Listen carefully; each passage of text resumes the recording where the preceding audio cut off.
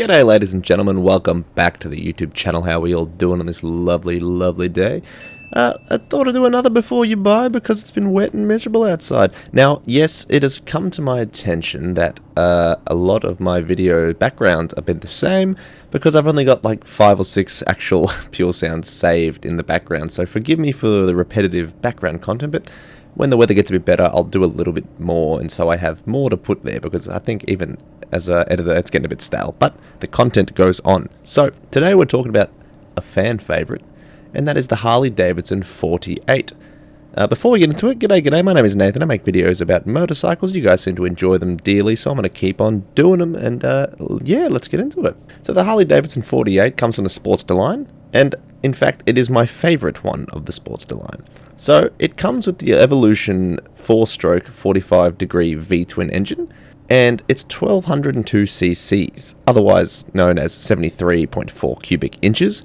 And look, they're not the most powerful horsepower engines, but they are phenomenal engines nonetheless, and they're basically little bulletproof things. It's an air-cooled V-twin, and when you put an exhaust on it, I think these are the definitive Harley note. It's way better than the Milwaukee 8 engine. In fact, I think this is the best Harley note you really get as opposed to the older ones. So, phenomenal sound out of these things, and honestly, just mwah, chef's kiss.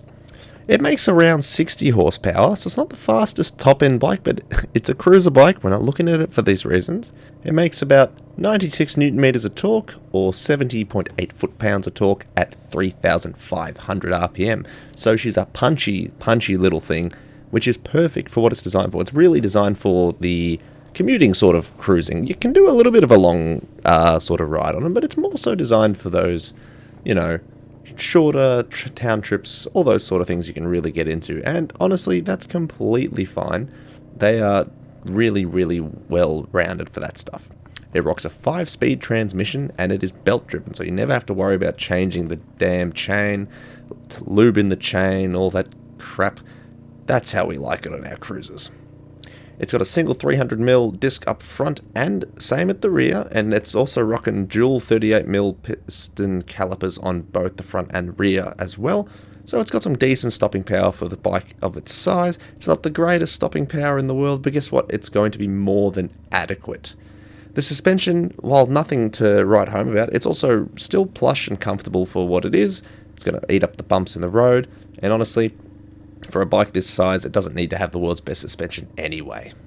It's got cast aluminium, or because it's American, aluminum, 9 double-spoke rims. They both look rather nice. I know you can get different ones in different years. We're talking about the 2021 era sort of one, so that's sort of the specs we're rocking with today. The front tyre is a 130-90 B1673H, and at the rear it's a 150/80 B1677H.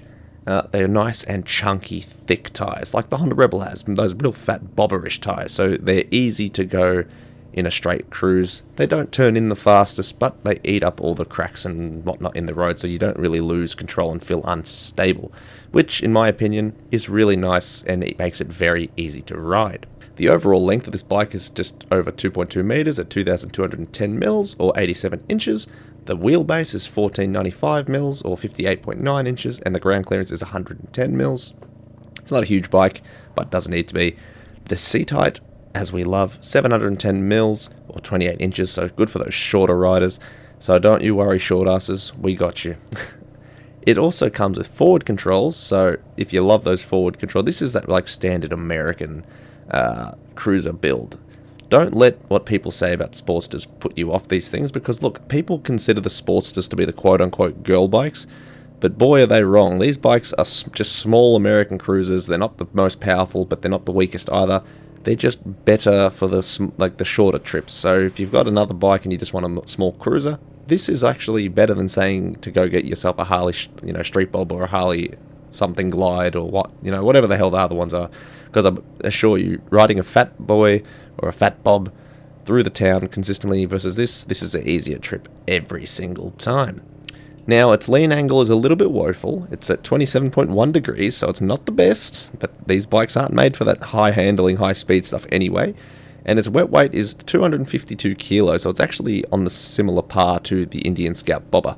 whilst the Indian Scout Bobber is faster and everything. So, yeah, this just makes a bit more torque, you know what I mean? So, yeah, it's good, and it's good.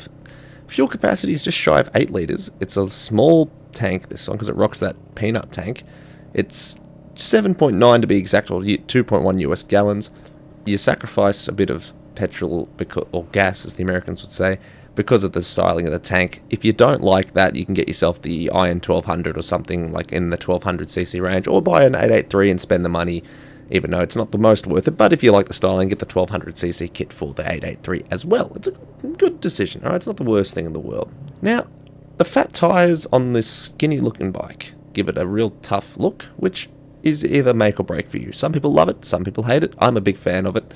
In fact, like I said before, this is my favourite of the Sportster range. The Sportsters are all nice bikes, but the 48, oh, delicious. And the 883 is my second favourite. Alright, it's also got that iconic peanut tank. Like I said before, you lack a little bit of fuel because of it, so it's not the long distance haul machine, but it is a very nice commuter bike, town bike, and shorter trip bike. It's still comfortable with the forward controls and suspension, but just be aware of that fuel usage, because that's sort of its biggest drawback. Now, people can say it's the horsepower or anything. Man, you don't get a cruiser for its high horsepower. And if you want to put a lot of horsepower in these things, you've got to spend a bit of money. It's just not worth it, in my opinion. But, hey, it's your choice. You can do whatever you want. The benefits. This bike is a bike that rarely stays stock. You never see stock Sportsters often, okay? First exhaust is the mod that everyone does, okay? You don't need that stock garbage. Get rid of it immediately. These bikes sound divine with exhaust. Now, I would implore you to go look up multiple videos. The 883s, the 48s, they all sound orgasmic to the eardrums. So, nailed it in that regard.